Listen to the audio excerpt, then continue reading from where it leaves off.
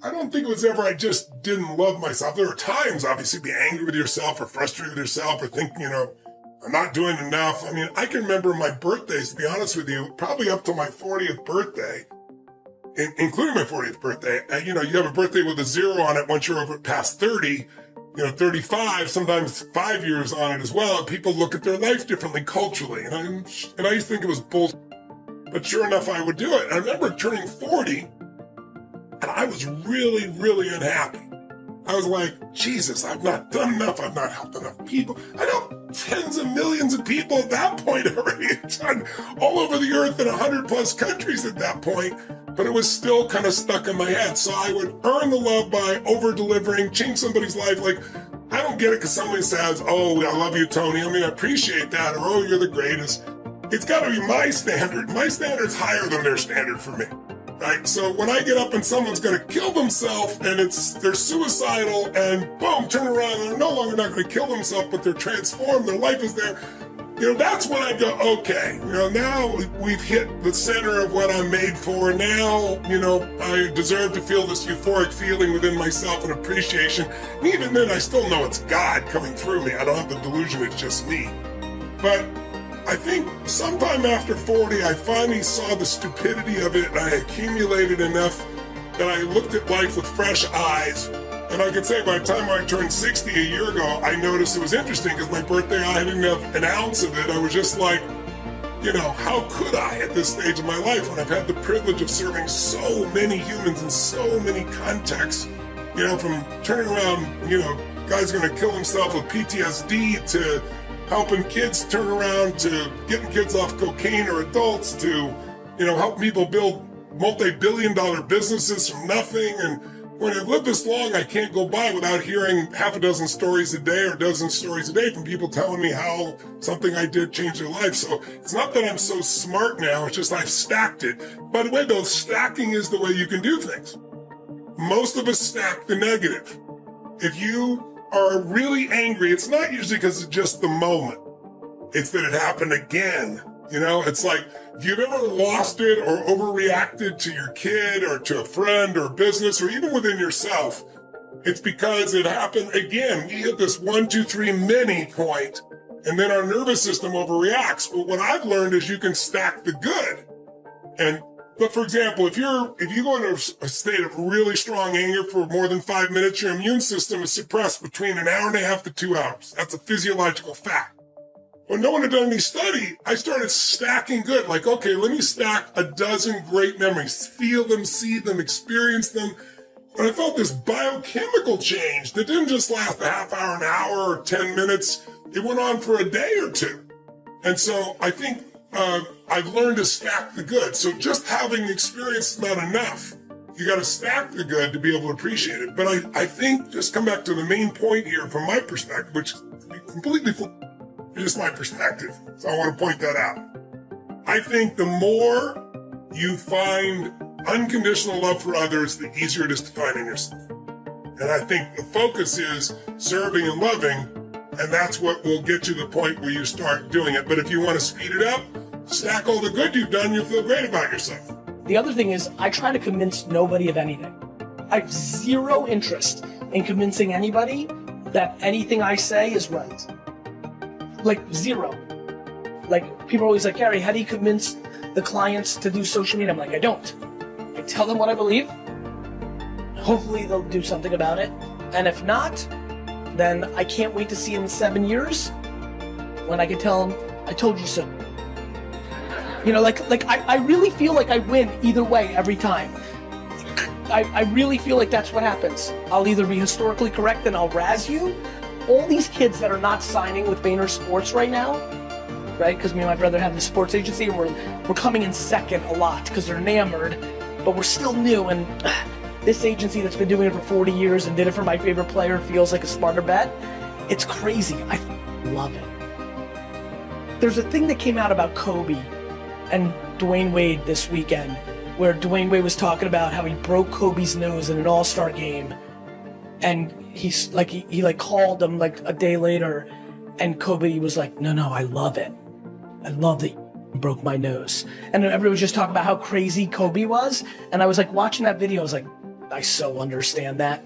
The only thing I like better than winning a piece of business is losing it. I genuinely enjoy it more. The key to self-confidence is really simple. And this is absolutely, I've trained hundreds of thousands of people. I've spoken to millions of people around the world. I can tell you this, the self-confident people I know, whether they are athletes, school teachers, mechanics, parents, stay-at-home moms, you name it, they have a pattern of keeping promises they make to themselves. The groundwork of beginning to build self-confidence is to begin to keep the promises you make to you. And that's why it's important to begin to even make small promises. If you're going to get up at a certain time in the morning, not only do it, but then give yourself credit. Say, I did what I said I was going to do. If it's in your diet or your fitness, don't just eat the healthy foods. Go, I'm doing what I said I was going to do. You begin to build this reputation. If you're constantly being influenced and moved by what other people think about you, it means there's a deficiency in what you think about you. And so the key is not some, esoteric like belief system. It's a pattern of keeping the promises that you make to you. That's the groundwork of self-confidence for sure.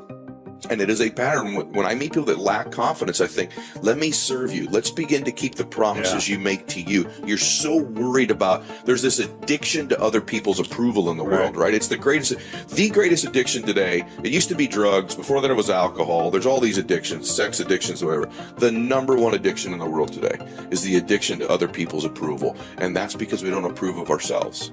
We don't feel a spirit, a universe, a God that we believe in that approves of us. And so my confidence comes from both my faith and in the fact that I keep promises I make to myself. That's the groundwork of all confidence. Think of this for a moment.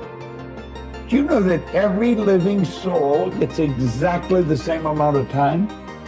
Exactly the same amount of time. Figure it out. You get all there is. A hobo sleeping under a bridge or on a park bench that has no material possessions, none, does nothing of any constructive nature. That person gets exactly the same amount of time as the most productive industrialist in the world. We all get exactly the same amount of time. So it's what we do with the time that makes the difference. Of the number of time management programs, almost everyone under the sun has time management programs. In fact, I made one time, spent a lot of money on it. And then I found out it was a dumb waste of time and money. Do you know why? Time can't be managed. I was having breakfast with Earl Nightingale one morning, and it was downtown Chicago, and I was going with him on a speaking engagement, and it was early in the morning. He said, "You want to meet for breakfast?" Whenever Earl Nightingale said, "You want to meet me?" I was there, and I always had some well-prepared questions. And I remember asking him, I said, "Earl, how did you learn how to master time management?" Yeah, we're having breakfast. I can still hear his fork hit the plate. He said, "What the hell are you talking about?" He said, "I've never mastered time management. Nobody masters time management." He said, "Time can't be managed." He said, "I merely manage activity." And he took a little card out of his pocket.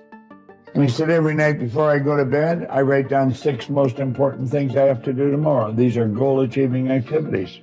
And when I wake up, that's what I start working on. And if I don't get them all done, I'll add them to tomorrow's list." He said, "You should have about 6. Now, if I have 3 that I didn't get done today, that doesn't mean I have 9 for tomorrow, like 6 plus these 3. Those 3 become part of the 6 you have to do the next day." When you wake up, you give all your conscious attention to do those things. See, you cannot manage time, but you can manage activity. You can manage your activities. Make certain that what you're doing really makes a difference. Make certain that you're spending your time on activities that are productive, that are taking you in the direction of your goal. This question is from Froso Marinu on YouTube. When your home life is less than desirable, it's not where you want to be living, but you're trying to break out, how do you not let the chaos around you affect your vision and drive? So this is a framing question. So what you want to do, this Tony Robbins asked this question. I think it's absolutely brilliant. How is the worst thing that ever happened to me the best thing that ever happened to me? So in your circumstance, how is being in a chaotic home life the best thing ever? Now I'll give you one example off the top of my head. And this is exactly why I play first-person shooters. Can you learn to stay calm in the chaos? Because my friend, I have the chills.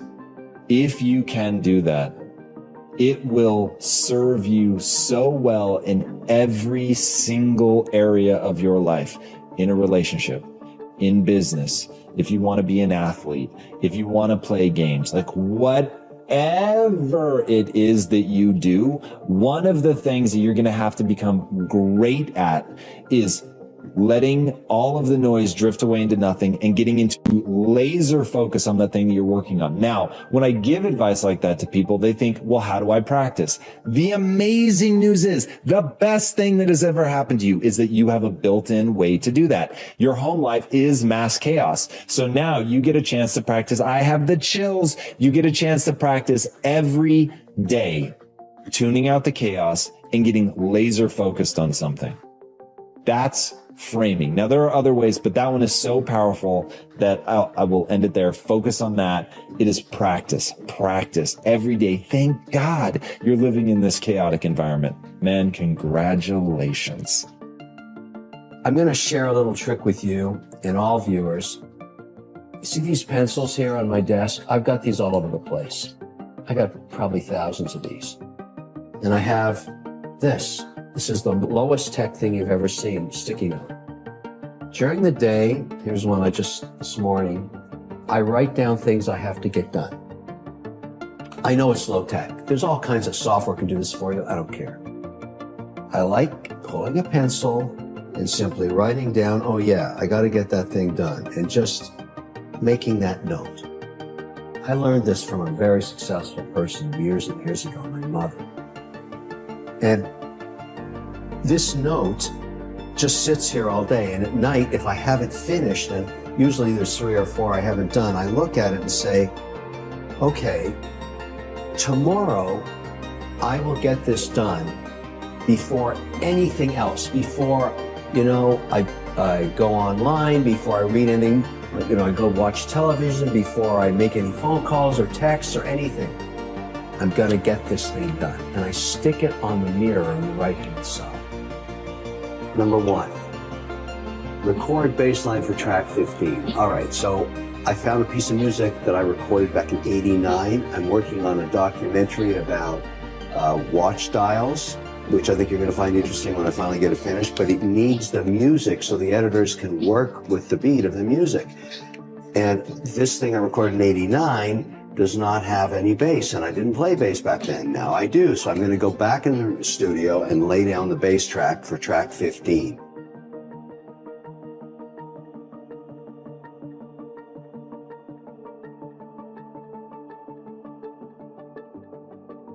Number 2, reconcile foreign currency. I have investments over in Europe.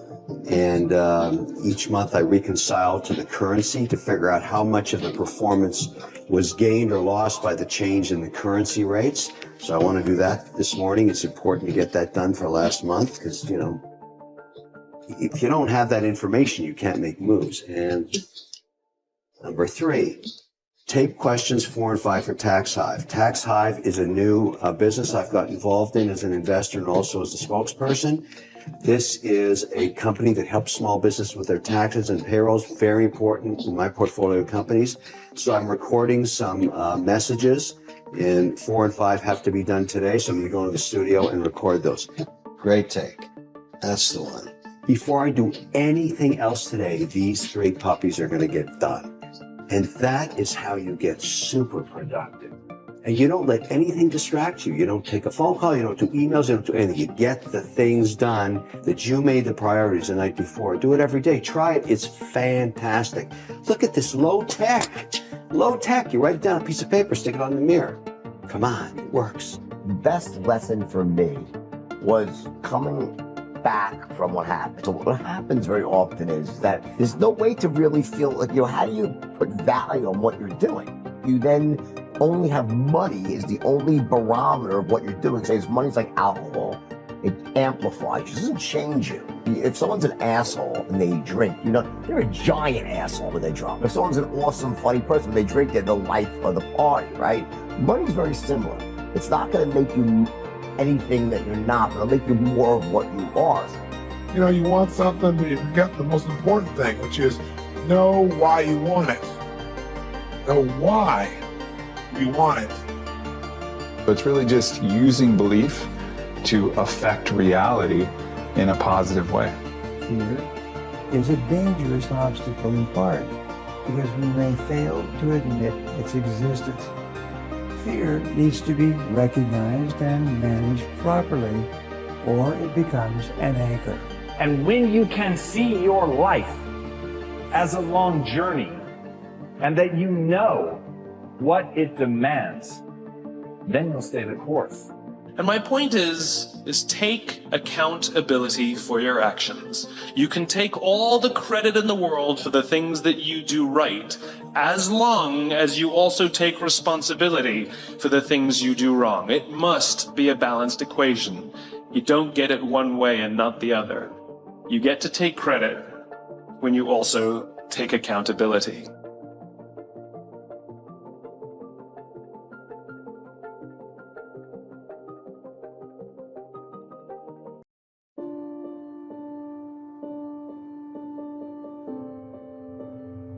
Can't do great work, massive promised land work with a petty attitude. You have to have thick skin.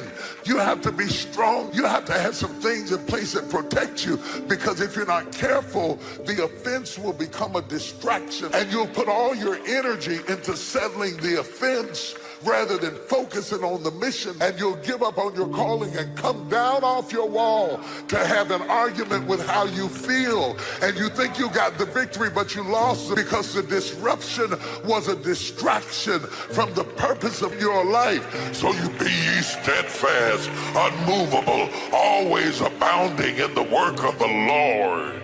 Albert Einstein said once, he said, imagination is everything. It's the preview to life's coming attractions. Imagination is everything. It's the preview to life's coming attractions. Everything you have, somebody imagined it. Somebody was sitting on the phone one day talking with a cord to the wall and said, man, I wish I could just go outside with this phone. Everybody in here got a cell phone. Somebody got tired of riding in a wagon cross country. I wish we had something that made these wheels move by themselves. We drive cars. Somebody said, I wish we could fly. We got airplanes. Imagination is everything. It's the preview to life's coming attractions. I expect to reach my goal. Yes, you want to operate with a spirit of expectation. I expect to reach my goal. Never forget one quote that I heard. It's better to be prepared for an opportunity and not have one than to have an opportunity and not be prepared. If you expect to reach your goal, prepare yourself now. The guys at the station, they begin to take a liking to me. Build relationships. As you're aware, people deal with people that they know, like, and trust. Come here, yes. Come outside. Who did this? Who cleaned my car? How much do you charge? Oh, nothing, sir. I just wanted to help out.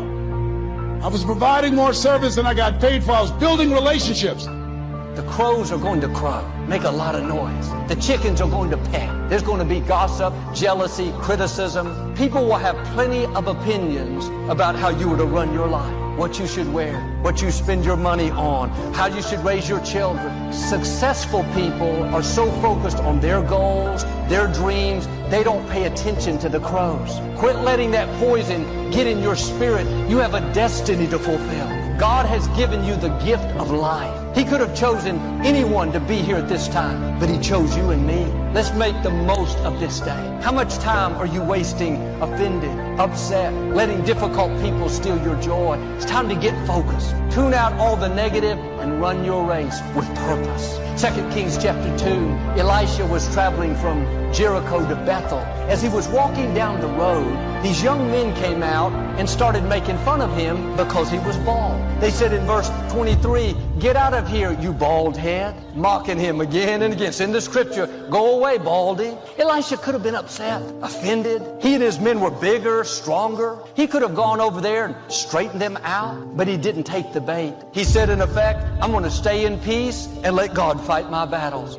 He understood they were just a bunch of crows, making a lot of noise, trying to get him distracted, engaged in battles that didn't matter. He kept on going. As he walked on, 2 bears suddenly came out of the woods and mauled all 42 boys that were making fun of him. When you let God be your vindicator, He'll take care of who's trying to stop you. He'll deal with the disrespect, the jealousy, people that are doing you wrong. You're an eagle. Don't come down and fight battles that don't matter. You keep soaring. Keep doing the right thing, and God will deal with the crows, the chickens, the turkeys. All that negative chatter is just noise. It cannot stop your destiny. Psalm 45 says, God has anointed us with the oil of joy. When you walk in your anointing, there's an oil on you to where nothing can stick. You're like a Teflon pan. Disrespect will come. People will say hurtful things. The good news is you have a no-stick anointing. You can let that go and it'll slide right off of you, not have any effect. That coworker leaves you out, plays politics. You could be offended, upset, but you have the oil of joy. You just let it go. Someone's rude to you, jumps down your throat. You could be rude back to them, give them a piece of your mind, but like that Teflon pan, it slides right on. You go on and enjoy the day. You weren't created to hold on to things. Offense, disrespect, hurtful words. Next time something happens that could upset you, instead of responding the same way, try a different approach. Father, thank you that I've been anointed with the oil of joy. I'm going to stay in peace. I'm going to focus on my goals, knowing that you are fighting my battle. You can't get rid of the difficult people, but if you'll respond the right way, they won't keep you from having a blessed, productive, favor-filled day. Are you letting things upset you that don't have to upset you? Are you giving away your power, letting what people do determine whether or not you're going to be happy? You need to take control back of your happiness. Quit putting it in someone else's hands. If you're counting on everyone to treat you nice, be kind, say good things, then you're going to be happy, you're giving them your power. You control your happiness. You have to make up your mind, no matter what people do, no matter what they say, how they treat you, they're not going to steal your joy. They may not want to be happy, but they shouldn't keep you from being happy. They may be rude, angry, disrespectful, but you can't let their issues sour your day. Be like that Teflon pan. Let it bounce off of you and enjoy your day despite what they do. I was at an electronics store to buy some parts for our television equipment. This was back when I worked behind the scenes in production here at Lakewood. The parts were in the back. The staff had to get them for you. I had done this many times before. The man at the counter was on the phone. He wasn't in any hurry to get off. He could see me standing there, but he talked about 15 minutes. I waited patiently. Eventually, he hung up. I thought he would acknowledge me and see what I needed, but he never looked up. Finally, I asked if he could help me. You would have thought I had just insulted him. He said so gruffly, very aggravated, "What do you need?" I asked him for this certain part. He looked at it and said, "We don't carry that. We never have." I told him how I had purchased it there many times before. His face got real red. Smoke started coming out of his ears. He looked like he's about to explode. He used several curse words and said, "I told you I don't have it. Now don't ask me for it again." I wanted to say, "I'll ask you as many times as I feel like asking. I'll call you in the middle of the night if I want to." But I noticed he was bigger than me, so I just smiled, said, "No problem, just have a nice day." Didn't mean it, but at least I said it. I had to make this choice. Was I going to let his poison get in me, pollute my day, sour my attitude, spend my emotional energy upset, aggravated, or was I going to be a Teflon pan Have that no stick anointing. Let all that disrespect, the anger, the poison slide right off of me. I decided to let it go. You can't stop people from dumping their garbage, but you can keep your lid on. You don't have to let all their trash get in you. Sometimes we have unrealistic expectations. We think we'll have a good day as long as we don't encounter any rude people, as long as our family says nice things, as long as our coworkers perform perfectly, then we'll stay in peace. That's not reality. Difficult people are all around. There will be someone that can steal your joy, get you offended, leave you out, say something that's not true. The key is not trying to avoid it, it's to handle it the right way. Don't take the bait. Don't let the offense stay. Don't dwell on the negative comments. Keep yourself oiled up to where you don't let anything stick. This is how you live happy, not by avoiding difficult people, but by not taking their garbage, by not responding to them the way they treated you. It's by being an eagle, by rising higher than the offense, the hurt, the jealousy. When God can trust you to do the right thing when it's hard, there's no limit to how high He will take you. There was a man walking down the street with his friend to get a newspaper. When they arrived at the corner store, the clerk in the small newsstand was very cold, inconsiderate, not friendly at all. The man bought the paper and said politely, "I hope you have a great day." As they walked away, his friend said, "Is that clerk always that rude?" The man said, "Yes, every morning." He said, "Well, are you always that nice to him?" The man said, "Yes, every morning." The friend looked puzzled and said, "Why?" The man said, "I've made up my mind. I'm not going to let one person ruin my day." Like him, you have to have a made-up mind. You're not going to let one negative comment ruin your day. You're not going to let a disrespectful coworker, a classmate that's making fun of you, a driver that cuts you off in traffic to sour your day. Decide ahead of time, I'm putting on the oil of joy. Whatever comes my way, negative comments, disrespect, rude people, that's going to slide right off of me. How much more will you enjoy your life if you'll have this no-stick anointing?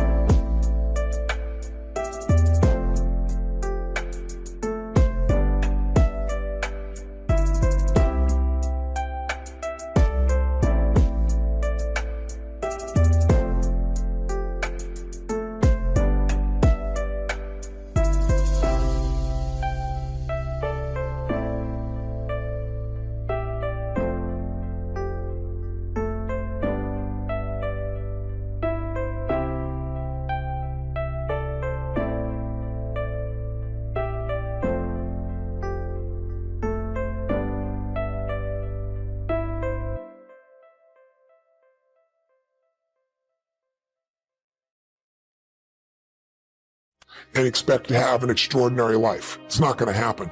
The one breakthrough for all leaders is constant, never-ending improvement. And that means educating yourself and continuing to develop even greater emotional mastery, because that's what affects whether you execute or not.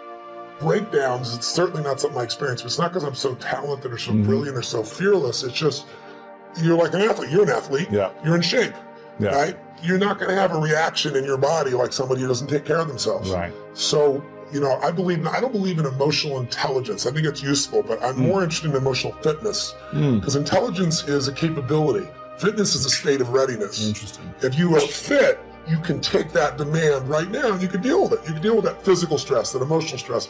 Same thing's true with psychological fitness, emotional fitness, right? So I'm pretty fit.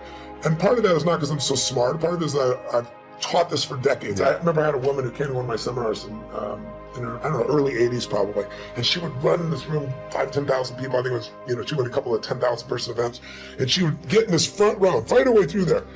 And she'd jump and go for it. And one break, she came up to me, I was signing a book for her, and she says, she goes, Mr. Robbins, I've seen you at like 8 of these. She goes, I've seen you like when you're really, I know, I can hear your voice, you're hurting or you haven't slept. And she goes, you always seem to be so up all the time. How come you're so up? And I said, well, part of it is I attend all these seminars. So I'm teaching it. So there's a fitness in that. But there's also, I've buried 3 fathers and 1 mother, and, that affects your life. I've had a physician look me in the eye and say, you have a tumor in your brain. Wow. And so I've had those moments that, when you've had extreme stress and you push your way through it, you build psychological muscle. It's like, it takes a lot to knock me off. In the early days, we didn't have $50,000 to keep the doors open. How do we do it? Then I had, graduated to $5 million. I graduated to a partner of mine who kind of didn't do things well, and I ended up owning $100 million because I had to take on his debts. $100 million. But when you do all that stuff, now my companies do $5 billion, a year. So you keep expanding what I would call really the circle of the threshold of your influence. Sure. Everybody has a threshold of control. And if you get beyond it, you kind of freak out. So it takes a little bit more. I can't. So you don't really have breakdowns. I don't have a breakdown. Do I get pissed off or get frustrated or tired? Yeah, but a breakdown, honestly, no. So how do you handle it if you get tired of something? I sleep when I can. Okay, cool. I mean, it's honestly, it's pretty simple. But when I've had challenging times, I have so many tools. Yeah. I pull them out. And mostly it's just like you as an athlete. You don't just physically break down. Right. You take care of yourself. So I'm constantly training that. I think most people don't train their mind and emotions. It's like, I think the most powerful muscles to me are not physical, they're as strong as important as they are. It's like faith is a muscle, courage is a muscle, determination is a muscle, playfulness is a muscle. Passion unexpressed weakens. Faith untested gets smaller. Yeah. So I'm always, I call it deep practice. I'm always pushing myself to the edge, and pushing yourself to the edge makes you stronger. I think I could boil it down probably to 3 or 4 words: money, power, ego, habit. That's a short answer. A friend of mine who is my friend until we have this conversation in academia, I've asked him once, I said, why evolution, for example? The DNA evidence, very recent, in the last 5 years, the DNA evidence no longer supports the theory of evolution as the mechanism for human origins. Evolution is a fact. And I want to be very clear about that. As a geologist, I've seen it in the fossil record, plants, animals, insects, some primates. Something happened 200,000 years ago, and the theory breaks down when it comes to humans. And the DNA shows us that. The DNA shows us very clearly that we did not descend from the... Well, of course there are. Half the planet lives on $2.50 a day. The challenge is the people that complain that they're the 99% against the 1% are actually the 1%. He goes, Tony, what are you talking about? Those people down there who were in those tents downstairs, a few years ago, and if you watch them typing on their iPhones and having a Starbucks drink, they think that they are really suffering. But in reality, if you're in poverty in this country, you're in the 1% of earners in the world. You're the top 1%. So if you really care about the 1%, you got to care about everybody. But the real challenge, I think, is not so much money as it is that the world has changed. If you are a blue-collar worker, if you're an unskilled worker, meaning you're not tech-oriented, you're not cognitively driven in your job, you're going to have trouble. And I don't care what the politicians say about bringing these jobs back. There are no jobs to bring back. And the reason is because technology is making labor less valuable. And that's why jobs don't produce as much unless you're high cognitive, high decision-making, high tech. Those people have no problem. There's a 1% unemployment for people who make $100,000 or more. It's so tiny because they've learned to become more valuable. I always tell people the most valuable lesson I got from my mentor, Jim Rohn, was I asked my father worked 2 jobs. We were always broke. We had no money for food. And we lived in a community we moved to, which was, I thought they were all rich and we were on the other side of the tracks. It was lower middle class, but compared to where we lived before, these people seem rich compared to us. And I just didn't understand it. And Jim said to me, Tony, it's not about the value of your soul. It's about the value of you in the marketplace. And your father's skills are not that valuable. He was an underground parking attendant, and he would take people's ticket and make change. Well, the research now shows, it's being done at Yale, it's being done overseas in England as well, and they found that 40% of all jobs they project in the next 10 years are going to disappear because of technology.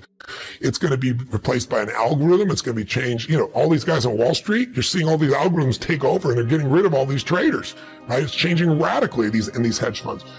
There's 3 million truck drivers. Self-driving cars are here. In the next 5 years, they will be the standard, certainly within 7 or 8 years. Are you going to hire someone who can only work 8 hours a day and sometimes gets drunk or can make a mistake when you can buy a machine, write down the machine, and be in a position where it works 24 hours a day driving? But no one is telling these drivers this, and they have to retool now. So technology is the biggest challenge. Labor is less valuable because of efficiencies with technology, and it's going to get better and better for technology, which is scary when you think about what's going to happen for jobs. So I say to people, you got to participate in your own rescue. You've got to retool yourself. The idea that Bernie Sanders has of providing free education sounds wonderful, but the education he wants to do is community college. There are no skill sets in community colleges today, for the most part, that are going to prepare you for the economy or a job that's there. So what is that going to do? You're just going to waste more money, more time. We need to retool ourselves. The government's not going to do it for you. And a great leader in a company is retraining their people all the time. The training never stops because that is the innovative, creative marketing edge, is your own people. Most companies do less training today than they did 20 or 30 years ago. It's crazy. So where do you get the training? I think they have to self-educate. I mean, I'm an example of that myself. You have to say, what's an area that I want to become masterful in? Because dabblers will never have any financial freedom. You know, if you're going to run a company, you got to find what is your niche. What is it you're going to do better than anybody else? Every one of us individuals have to say that and then say, now, where do I get that education? In the world that we live in today with the internet, where there's education from all over the world, from MIT, from Harvard, online, and there are people you can go to work for who you could become a mentee of. There's just so many approaches, but you can't have a standard education. Neanderthal, for example, their genome, we can now rebuild their genome and compare theirs to ours. We can actually, sounds like Jurassic Park, the movie. Science fiction, but it's science fact. We can pull the DNA. And check your percentage of Neanderthal. We can pull the DNA from the bone marrow of fossilized remains of beings that we are supposed to be descended from and compare their DNA to ours. We didn't descend from Neanderthal, and it shows that we did appear on Earth about 200,000 years ago. Where did we come from? Right. Well, to answer the question, why aren't we sharing this? When I asked my friend at the university, I said, why can't you share this with your students? And he said, Greg, you don't understand. He says, if I shared that, he said, it would invalidate my 40-year career as a professor. And I said, no. I said, it would do just the opposite. It would demonstrate to your young students how valid and relevant science is, because it's designed to be constantly updated, and you're doing that. It wouldn't invalidate. He said, well, think how much money it would cost to change the textbooks. And I said, my brother, I said, you're living in the Stone Age. They're not using textbooks. You change it on the server. and you've changed it everywhere. And he said, well, think of all my class notes I would have to change. And I said, well, that's your job. But that was an example for me of, it's a habit. It's a habit, but it's also threatening. And this is why I think it's so important, Brian. It's more than a philosophical conversation. As we globalize, as we push ourselves together and we see the fear of what that means, cultures coming together in different ways of thinking, we also see a rise in hate. And hate is only possible because of a way of thinking. Rachel Carson was an author in the 1960s. She wrote Silent Spring. She was one of the first environmental authors about the use of the pesticide DDT back in the 1960s. And she made a statement, I read this when I was a kid, and it was so powerful. She said, we only destroy the things that we don't value. We have been taught that human life has very little value through the theory of evolution, that we are a random process, genetic mutations. The textbook says that life is a behavior pattern that chemical systems exhibit when they reach a certain level of complexity. That's the definition of life that we're giving to our young people in school today. And it is such a sterile definition. It leaves no room for the specialness and the preciousness of life. And so our young people, through the video games that are very heartless, very violent, through the media, through the television, where are we instilling into our young people how precious and special life is? And if we're going to change that, when we begin to see what the DNA is telling us, it tells us something far beyond random genetic mutations is responsible for us. And that's, I think, where the change in thinking must begin. Well, it's interesting that you asked me that question. That one of my answers for people, when they say, hey, how can I get better at detaching and control my emotions? I tell them to start training jiu-jitsu. Because you're going to get tapped out in jiu-jitsu. Your ego is going to get smacked around so hard, you're going to lose your mind. And the madder you get, the more aggressive you are, the more you're going to get beat down, and the worse it's going to be. So you have to learn to control your emotions. No doubt about it. And then what you have to do is you have to start practicing it all the time. You have to start paying attention to the red flags that go up. When I start raising my voice at you, I go, oh, that's your emotion. Get mad. And for me, like the minute I feel some sort of anger, some sort of jealousy, some sort of frustration, most of the time I go, oh, you're getting mad. That's your ego. You're getting emotional about this. Take a step back and listen to what the other person's saying. Take a step back and try and see it from their perspective. Take a step back and try and understand what they're trying to say. Because sometimes, if you're not a very articulate person, you're just making me mad. It's only because I don't understand what you're trying to say. Take a step back. Let's talk through it. So pay attention to, I always talk about when you're sending an email to someone and you're typing like this, don't send that email. That's not a good email to send. That's an emotional email. Wait, write it out, fine, and then save it and read it later, and you'll realize, oh yeah, I was really mad about something, or I was really frustrated. So how do you do it? You practice it. You pay attention to your emotions and you get control over them. Have kids. If you have kids, you'll have to learn to get control of your emotions. How do you gain influence and respect? Like, what's that process? Very similar to when we talked about trust and building trust and giving trust. If I want to gain the ability to influence you, well, then what I have to do is give you the ability to influence me. And when I say, hey, here's what we're trying to make happen. Here's what I want to do. And you say, well, I think we should do it like this. You know what I should say? Okay, well, let's take a look at that. The more I allow you to influence me, the more open your mind gets for me to influence you. So that's what I'm going to do. I'm going to allow you to influence me, and the more I allow that to happen, the more influence I'm going to have. Respect, same thing. If I treat you like you're a plebe, like you don't matter, you're not going to respect me at all. But if I treat you with respect, and respect you when you try and talk to me, I listen and I respect what you're saying and I try and understand it fully, then your respect for me is going to go up as well. So when you want to earn respect, give respect. When you want to earn influence, give influence. When you want to earn trust, give trust. All those three are related.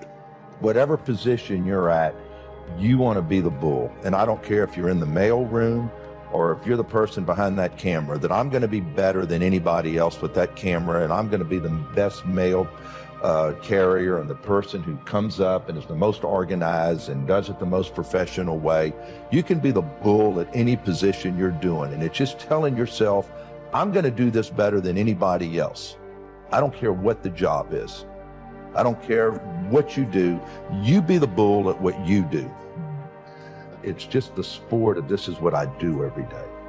And people say, why do you do this? And I just said, because what would I do? I mean, if I can't come to the office and solve problems and fight with everybody and conquest something, you know, conquer, then what am I going to do with myself? I'm going to sit home and die? I mean, that's what I enjoy doing. This is my basketball. This is my game that I play. This is my pickup Monopoly game, whatever you want to call it. Okay, I love going to the office and leading people and trying to conquer something. That's what I enjoy doing. It's sport. Totally, you're exactly right. This is steps to get to the next level. Now, if I don't pull any of that off, have I reached that point in life where I'm happy? Yeah. I don't feel like, after I bought the Houston Rockets, and once again, who gets to own 100% of their team in their hometown? There's probably not, of all the major 100 sports teams, there's probably not 5. So I feel very fortunate. So if nothing else is accomplished, do I feel pretty good? I feel okay. I really do. I really do. And I thank the good Lord and all the people that helped me accomplish it. But what you just said is happening. I'm taking the next steps right now to get to the next level.